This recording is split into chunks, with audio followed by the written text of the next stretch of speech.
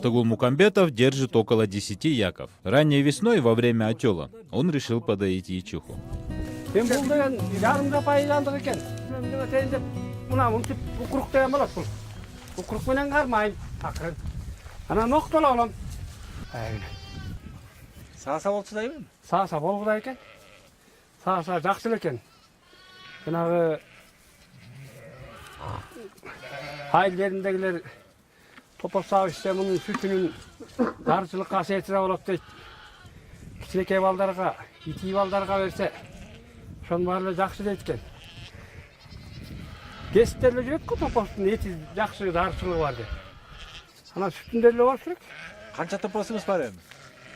Ушул бұл жердегі топасы. Шуларды өсіріп, 2-3 жылдан бері демет келетім. Бұлар туса да сайыс бен? Мен бұлар туса да сағышым керек.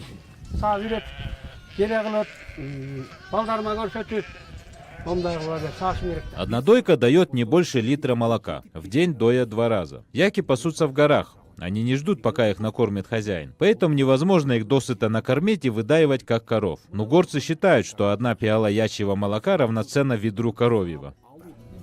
Тазабай сағыш керек топасты.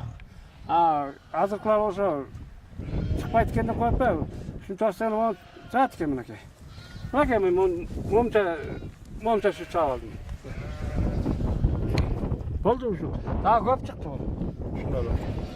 Бахтыгул Мукамбетов, выпасая скот в горах, понял, что не только мясо, но и молоко и айран от яков обладают особыми свойствами. Koyu болады екен аяғы. Шу сүттен айран ұйтып қойдым.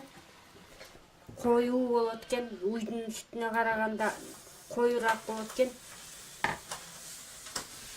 Топастың айраны құрсақты тоғымды алып жүреді екен. Мен кешке қойып айтарам. Осы жерден үшеуімді ашыққа болмай келем. Анан сүнтіп уыртап ішейінсең, уырталмайды, қасық менен ішкенге тура келеді екен.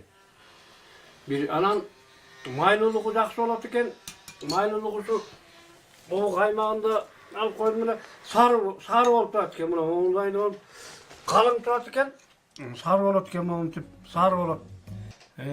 Бұл топосты арытып сап, сепараторменен тартып май қылабыз десе, аға уйдың сүтін қосып болса, это тұрған емес екен. Ячье молоко полезно для организма, но чтобы добыть его, требуются недюжинные усилия.